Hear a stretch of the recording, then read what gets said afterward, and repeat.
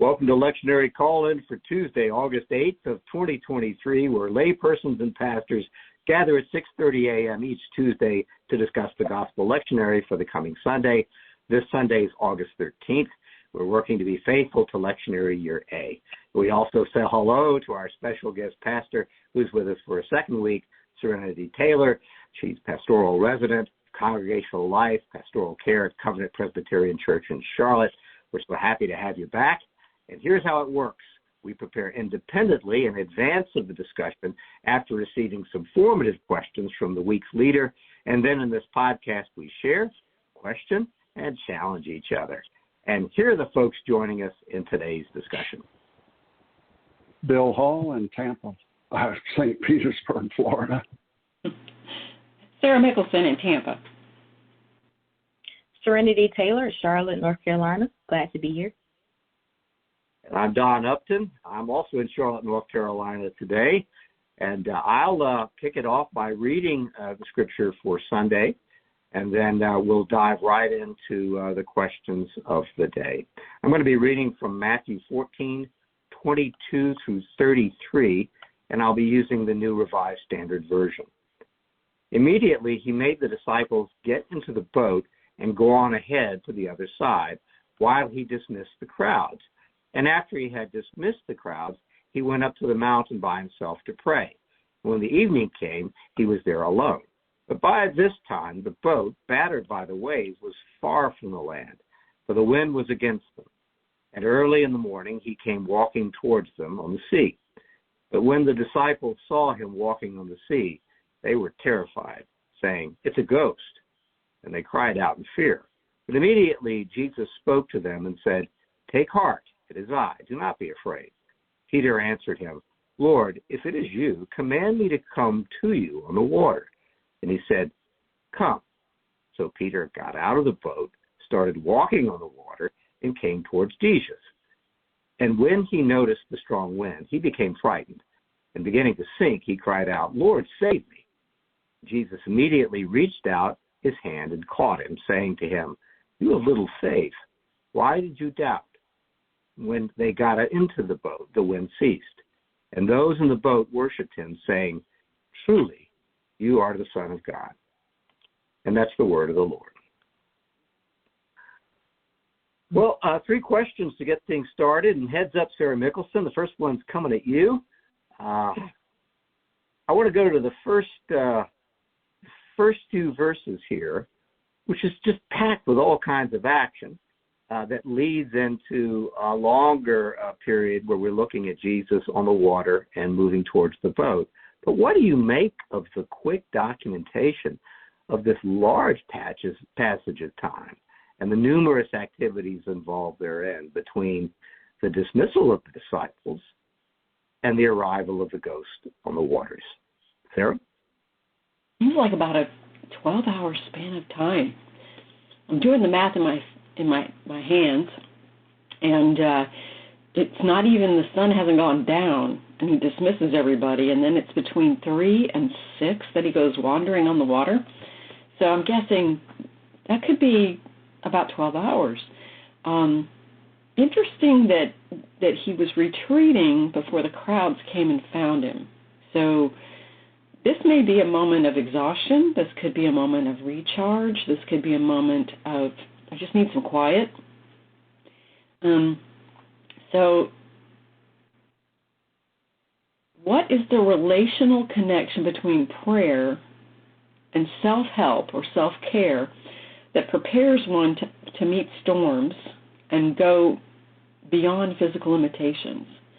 You know, there are times when I think as church pastors, I've watched as people really go beyond time. Most people would fall asleep, and they just keep working because the situation required it of them. So I think about how rest and prayer can recharge in a way that helps you push beyond physical limitations. I think Jesus took this time to rest and recharge. I said, despite the deterioration, or I must have typed this late last night when I wasn't very awake. The word I typed was desperation. I'm not sure what that painted by fear. As Jesus comes closer, dispelling the fear, the disciples seek Jesus more clearly. I said, when we are fear-filled, anxious, and troubled, perhaps our understanding is confounded and befuddled. Do these moments of panic invite us to clarify our priorities?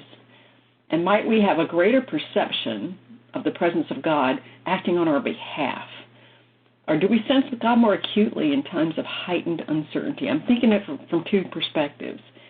This time has passed for the disciples who were in a boat, and the boat is in turbulence.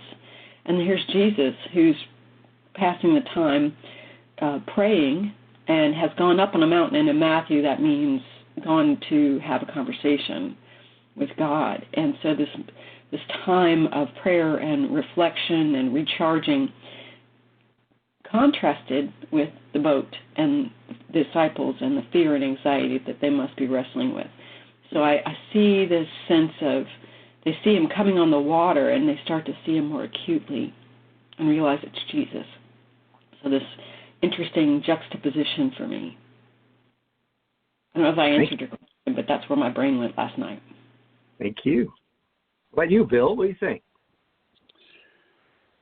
First of all, this is not the first time in Matthew that such an experience is reported.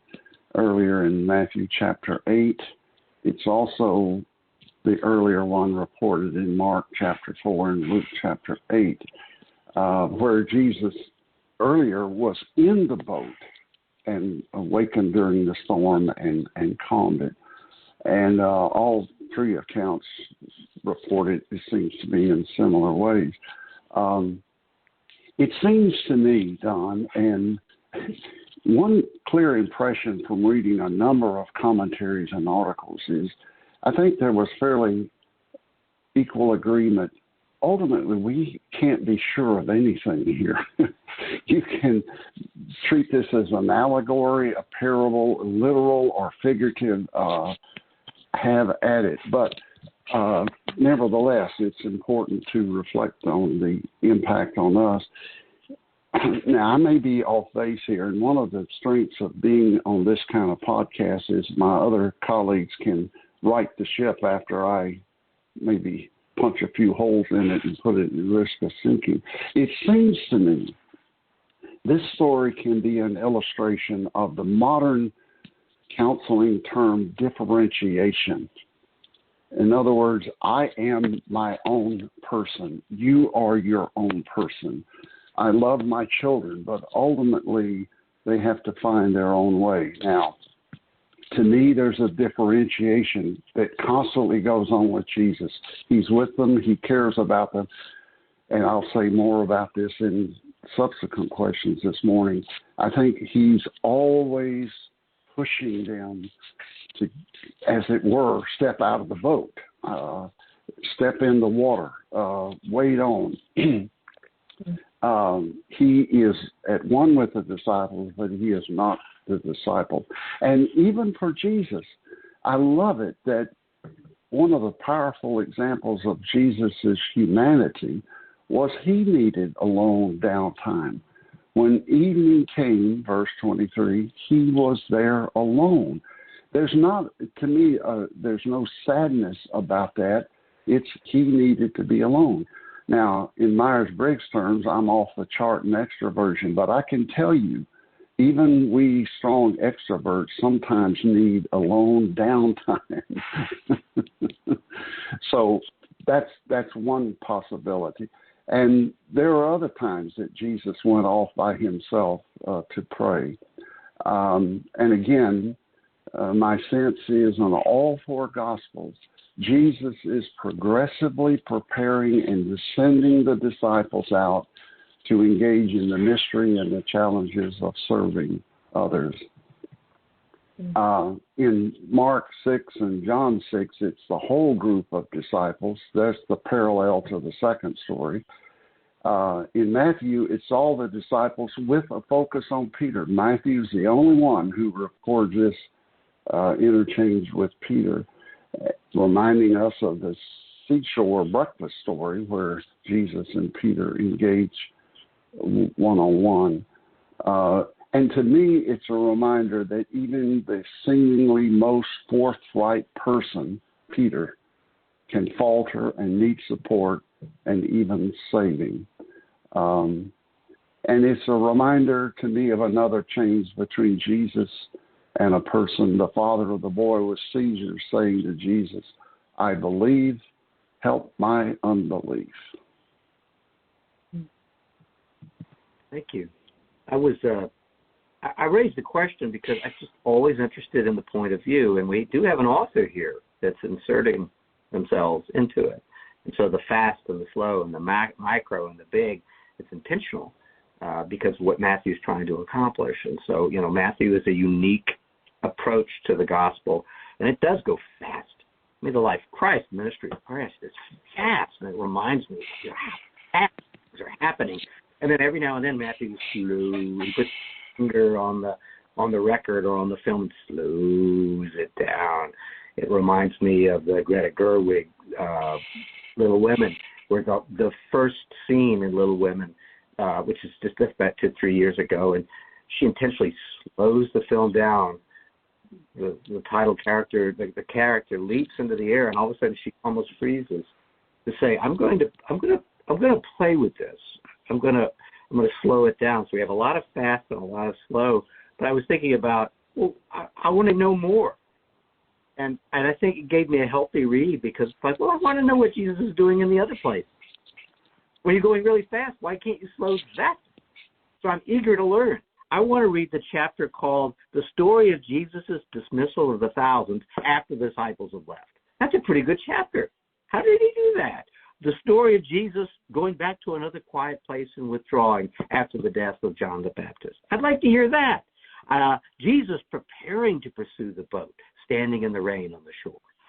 I want to read that too, but no, I don't get that. I get the others. But I'm excited by the speed, slows down, speeds up, and also it zooms in and out, which I think is a kind of a implied message in the Gospel of Matthew that it's the God of small things, the God of big things, the God of big moments. But it's have you ever used the old Prezi presentations as an alternative to PowerPoint? And you can have like a word or an image, and then you zoom way in. You can look at the micro, and then you can zoom way out. Matthew's doing that all the time. Or it's like a microscope. It's like, there's an ecosystem on this little slide. No, can't be. Look, see, and there's a whole world in there. So I got excited just from those opening passages that I can be eager to ask more questions. Tell me more. Where's Jesus in this? I want to find more Jesus, not just the story of him on the water. So that was exciting to me. Serenity, what about you? What do you think about this? Yeah, Don, I am kind of with you on that. I was excited about asking the question, like, why? Why to speed up and slow down? And I was thinking when I read through these first verses that it reminded me kind of an artist drawn to crafting a painting, right? He's setting out a scene for us. And I thought about this famous impressionist, he's a painter. His name is Henry Ossawa Tanner, and he has a painting entitled "The Disciples When They See Christ Walking on Water." And he is credited for his beautiful details. He is mapping out the sea, and he's using endless hues of blues, and there's depth and shadowing texture that he creates. And so when I'm listening to these first verses, I believe each detail adds depth to the scene. Each verse carries us further into the scene. Each descriptor helps us to imagine the silence found in his solitude. We imagine the trek up the mountain, and these are all the things we're imagining. We don't know. But so while it's kind of going fast-paced, it, for whatever reason, it's slowing me down to really appreciate the details in this story. Well, thank you. It makes me think of film. And then the director, turning our heads, and before you even know it, it's like, wait a minute, what just happened to me? Why am I focused like that? Well, let's get on to the next question. Bill Hull, you're up next, and Serenity, you'll take the second round of that as well. So let me bring this up. And the second question is, how do you explain this strange pursuit of the disciples or the closing of the gap between Jesus and his followers in this story? And does it connect you to other stories of pursuit in the scriptures? Bill Hull, what do you think?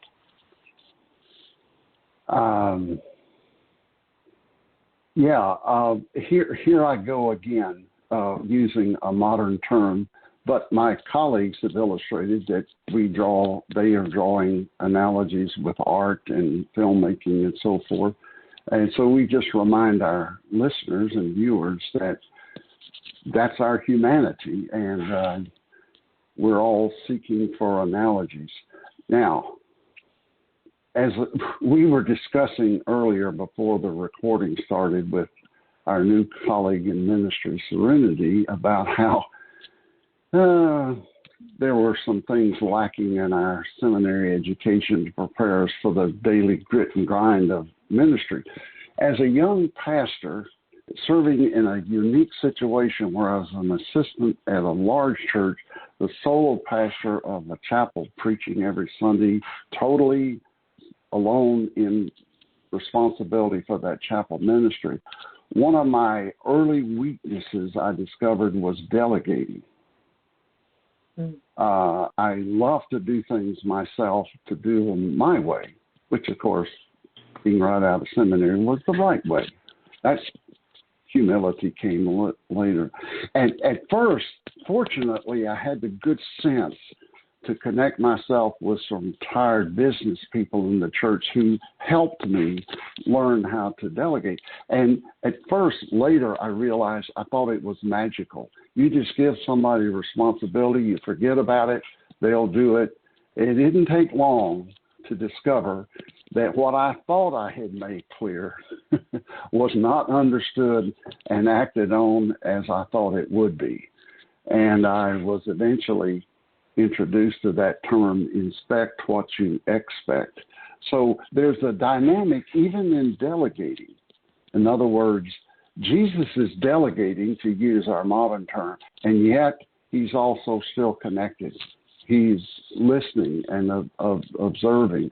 So I think there's a pursuit and a withdrawal. That's strong language. But again, there's that tension between Jesus saying, folks, you can do it. Get out there. And then Peter falters and Jesus lifts him up. It's a both and, Sarah. I forgot to warn you. Another Bill's both and. One of my favorite terms. Now, we are well past Matthew 10, where Jesus summoned his 12 disciples and, quote, gave them authority to do all that he was doing, teaching, healing, ministry, and at times it worked. But there were instances where Jesus had further to clarify what he was teaching and asking the disciples to do. I've given an example. He comes down from the Mount of Transfiguration, and the disciples had failed to help this father with his seizing son. And it seems to me this story can be heard as Jesus is further enhancing the disciples' understanding of faith and action. And strangely, I had never caught this before. In Mark's account of this story, it says Jesus intended to pass them by. Wow. Guys, excuse me, folks, you can do it. You can do it. And my last comment, people of faith are not spared adversities, even when they are doing what God has sent them to do. Immediately, Jesus made the disciples get into the boat. Frederick Dale Bruner says in his commentary, human extremity is God's opportunity. Thank you. Thank you. Serenity, what do you make of the strange pursuit? Yeah, Bill, I'm grateful for your input on that because I also was drawn to, in Mark's gospel, Jesus intends to pass them by, which I prefer Matthew's gospel because it feels more like a rescue mission. I'm grateful for. I think there's an intimacy that I find in this passage that I love, the intimacy of this God who is drawing near to them. speaking a word of comfort over them, addresses their concerns, the doubts, invites Peter to join him, and then catches him when he falls. And that is the redemptive story for me. This is a close God, and God with his hands out. But it also reminded me a little bit of the gospel and found the message in the Gospel of John, the story of Thomas, the doubting Thomas, where Jesus extends the word of peace, right? We see that Jesus has come back, and Thomas is like, I don't believe this. You're going to have to bring me here and touch the hands and touch the feet. And so there's that doubt again, right? But then there's this miracle that Jesus is even there with him, and you see Jesus address Thomas's concern. And as Jesus draws closer to Thomas doesn't have to touch his hands and his feet anymore. So there's just this intimacy that I love. And what I enjoyed is like while the disciples are being shown kind of their weakness, God is made strong, right? In Matthew's gospel, they declare that he is the Son of God. And in Thomas, you are right. I don't need to touch your hem. I know that you are who you say you are. So there's this intimacy that I was drawn to from this pursuit that I love. Thank you. How about you, Sarah? Surely goodness and mercy shall follow me all the days of my life. The word follow in that phrase is translated from pursue, and the root points to being pursued versus being made. So I thought about that in relationship to pursuit. Herod's men pursued the holy child. The wise men pursued the star. Come, follow me, and I will make you fishers of men. So there's that intentionality, I think, that we've spoken to. Like there's opportunity at every level. Let me say it that way. I thought about how humanity pursues holiness. And we've come to an intimacy with the Messiah in that way. But then it made me flip the coin a little bit when I read this week's WorkingPreacher.org commentary on this lectionary. Nicholas J., I'm going to say Sasher, might be the wrong pronunciation, points it out that Jesus pursues the disciples in the boat. It's Jesus who builds the connection between God's creation in the past and God's grace that's coming in the future. It's Jesus who builds the bridge between us and God, carrying us over our sin to our salvation, moving us from being swamped in the storm and beyond our fears in the boat and delivering us back to shore. So there's this sense of salvation is coming, and salvation continues to pursue us. The intentionality of God and the deliberate reaching out to support Peter when he asks for help. And I think that there's something to be said for that perhaps we are more acutely aware of God's presence, which is always there, but we're more acutely aware of it when we're panicking.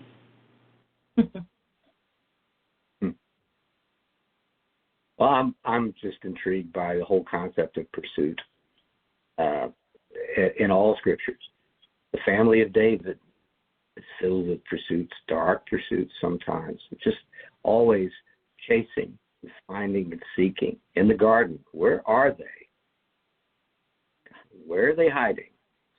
Pursuing them. And I'm so glad, Serena, you raised Thomas, because I'm hearing the echo now, my Lord and my God. My Lord and my God. And I'm thinking about the tomb and the resurrected Christ. Where is everybody? And it is a lot like the boat. They're lost. They're traumatized. They're fearful. Will they survive? What dangers? They don't know what the future looks like at all. They're just in the moment. They've lost. All is lost in some ways. And so I think about Thomas, but most of all, and I'm jumping Gospels, forgive me, but, Emmaus. From a little kid, when I realized that at least in one gospel that there's a couple walking as if they were a boat, and they're moving, and he catches up with them. Don Upton believes Jesus catches them. He's walking faster. than they are. I think that's an analogy too. And their losses, their trauma, their afraid, they go to him because he's a ghost too. Then, in a way, he's a ghost. Who is this? Who's this stranger? You know, don't you know what's going on? And then he said he talks and he connects all the gospel for them as they're there. But I think for me it's a reminder that on any given day in that microscopic moment, it's possible I'm filled with lostness and trauma and I'm afraid and I actually don't know what's going to happen. And I'm being pursued, or he is passing, or he is nearby. And I think there's an echo there with the Spirit as well. Well, how about one more question? And Serenity, heads up, you get to kick this one off. So here is our third question. Why did you doubt? Stated by Jesus and recorded by the author of Matthew for a reason. Is it rhetorical? Is it seeking out a personal basis from relationship with Peter? Is it ironic? Does it resonate in the 21st century? So what is your read on why did you doubt? What do you think, Rick? This was the toughest question for me. I think it's interesting, right? I think the doubting occurred before Peter left the boat, right? He's already saying, if this is you. So there's already this sense of doubt. But I think what I'm stuck with this is the disciples, this is right after Jesus feeds the multitudes, right? It says immediately, Jesus sends them out on the boat. And so they have been walking with Jesus. They've experienced the healings, the miracles, everything. And they're still prone to disbelief, to doubt. And I think about even in our lives, as you talked about the 21st century, we may have not experienced these miracles, right? But we have experienced miracles in our lives. We have experienced God's divine favor. We've experienced the Holy Spirit walking with us, pursuing us. And we can rely on those past experiences to help us in our doubt and our disbelief. And so I'm kind of stuck there today where we all have these experiences where the Holy Spirit, God, is pursuing us. Why do we doubt? Thank you. Bill, what's your take on this? It's probably the fourth time in all these cycles we've done this. What is your take this time? Good. Thank you, Serenity, for that insight that Peter was doubting before he stepped out of the boat.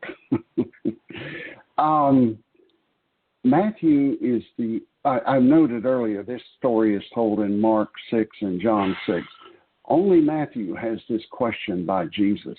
Now, here I earlier said that scholars, seems to me, agree that we can go all kind of ways with this story and ultimately not be certain. I, this time, Don, am hearing this question less as a rebuke and more as an opportunity, an invitation to reflection. What's your doubt about? What's the content? An example of that for me was in the Christian Century article by Adam Hurlson, May 4, 2022. And I'll read his brief quote. The title of his article is "Ambition Used to Be a Vice, Now We Tend to See It as a Virtue." And he acknowledges, as a pastor, he has great ambitions. He wants to be well known. He wants to be effective and affirmed, and that kind of ambition can be a trap. And he ends up saying, I hope Peter found more purpose in the rowing than in his water walking. He surmises, Mr. Hurlson, that perhaps this is Peter being Peter. Look, I'll be the one to step out of the boat. I'll be the one that will make a show. Don't know that for certain, but it's an interesting thing to consider. And he says Peter would do better to help the other disciples row the boat than to get out of the boat and try to make a show. Now, I want to end with a quote from the Connections commentary on this passage. The author makes the statement that it's safest to stay in the boat. Then he says, but maybe not. Peter's story suggests that you have to get out of the boat in order to fail in such a spectacular, interesting, and I like this word, generative way. Generative. Jesus does not demand that anyone get out of a boat, but Jesus seems as interested as anyone else to see how the venture will end. Even in failure, it does not end in drowning, but in rescue, and ultimately in grace that swallows up doubt and inspires worship in those who watch from the safety of the boat. On this reading, Christian faith is not about the certitude and safety of believing from the boat, but rather, and I like this phrase, about the productive tension between doubt and trust that leads us even deeper into a mysterious relationship with the Lord, who comes to us in the darkness and the storm, who is present to us most palpably just when we risk something and begin to sink. And then this quote from Dietrich Bonhoeffer from The Cost of Discipleship. Peter had to leave the ship and risk his life on the sea in order to learn both his own weakness and the almighty power of his Lord. If Peter had not taken the risk, he would never have learned the meaning of faith. Thanks, Bill. I'd like you use the word reflection. That was helpful to me. I guess I'm thinking back.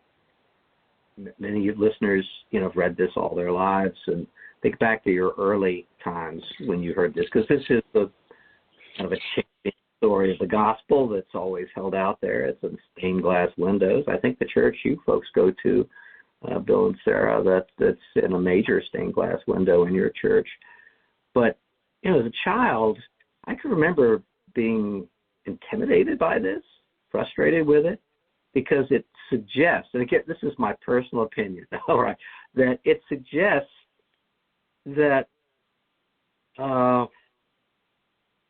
there is serenity to be found, serenity or peace to be found in this, that there's a seek for peace. There's an ideal peace about it. And that's not, for me, that's not it at all, which is why this year, after many readings, I'm wondering exactly, what could Peter's response be? And, why did you feel this way? And, I want to go, why do you think I felt this way? Oh, you're hilarious. Or, duh. Or, I think it's okay to read it like that. Of course. You can even read it with irony. A wry smile from Christ. Why did you fear? And I'm on a Zoom. Not many people watch us on the Zoom, but I'm throwing my hands up like, look around me. It's terrifying. What do you think? And I think, Bill, there's the reflection in that, too, that this is a call for reflection, a call for discipline, a call for thinking. Here we are flash forwarding to one of the fastest books in the Bible. All of these things happening, and thousands of people being fed through cooperation. And now all of a sudden it's one person being asked, why are you afraid? That's an okay question. I know in terms of therapies, I know in terms of our relationship with each other, we can put our hands on each other's shoulders and go, why are you afraid? Something's wrong. What's going on? Tell me what's happening with you. That's my Christ. That's the follower of the way. That's okay. That's it. There you go. So I got comfortable with that when I got a little flip about it, which is if I want to play Peter this time in this movie, I'm going to go, what do you think? Look around us. I'm drowning. Look at me. It's okay. And I think if you put it, instead of cutting that out of the gospel, paste it back into the entire story, and now we have something. How about you, Sarah? You get to wrap it up. Whew. All right. So I have notes about the marketing approach that a lot of people are taught, which is called fear, uncertainty, and doubt. It's FUD marketing.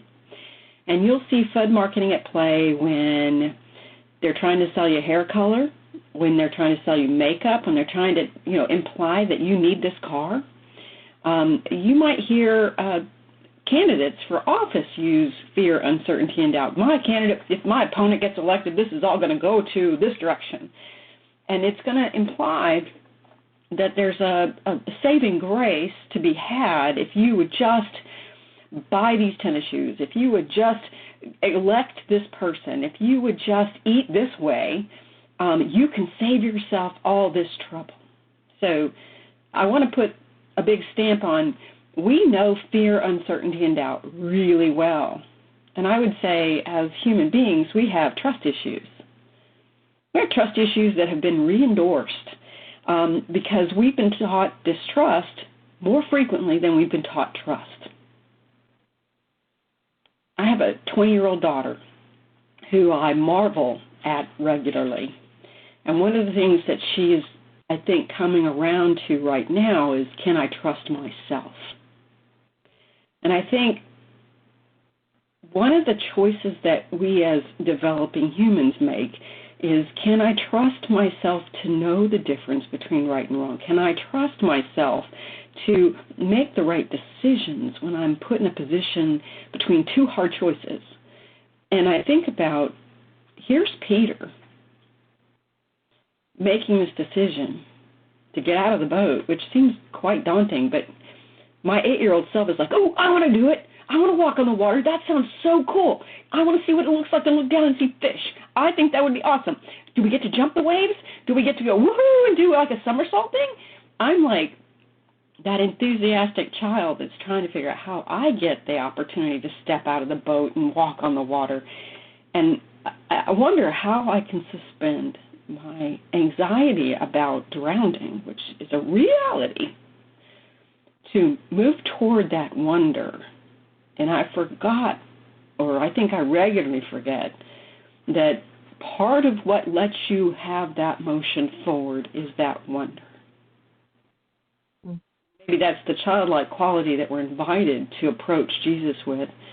I take some comfort in the words that Jesus uses. Take heart. I am. Do not be afraid. I think that one of the legacies we have to the moment in the garden when we stop and desire to be like God and have the mind of God is that we realize how flawed we are and how wondrous God is, and our inability to manage that understanding or that reconciliation is still with us. We hear the fear and we hear the doubt and the incapability that we bring to the table, and the fact that we need God. I think that's frightening for a lot of people. But let me encourage you to jump out and somersault and jump the waves, because I think that there's some amazing things that happen only when you try. Thanks, Sarah. And I see we're almost out of time, but there's probably 2 or 3 minutes just in case something else came to mind. So let me look around the room to see if anybody has anything to follow up on. We good? All right. Serenity, you're always welcome. Hope to have you back again soon. And for folks listening in, we prepare these questions for you and for ourselves. It's kind of an act of selfishness, because for me, it's always like, I'd always wanted to ask this question. Hope you'll do the same. But we also enjoy hearing from you. Your criticisms, your comments, your ideas, how the questions may have worked with you in your small groups, and your moderation of discussions, things like that. We really appreciate that. And I know I speak for Serenity, our guest. I'm sure she'd like to hear from you too as you go through this week. Palmacia Presbyterian Church makes this podcast possible. They're at 3501 West San Jose. That's in Tampa, Florida. And for more information, you can go to palmacia.org. That's PALMACEIA.org. So check that out. We always refer that to you for great sermons, Sunday school discussions, works on lectionary, disagreements on Scripture, prayer, opportunities to take communion, outstanding music. So we always recommend that to you. And you are always welcome, and we'll see you next time.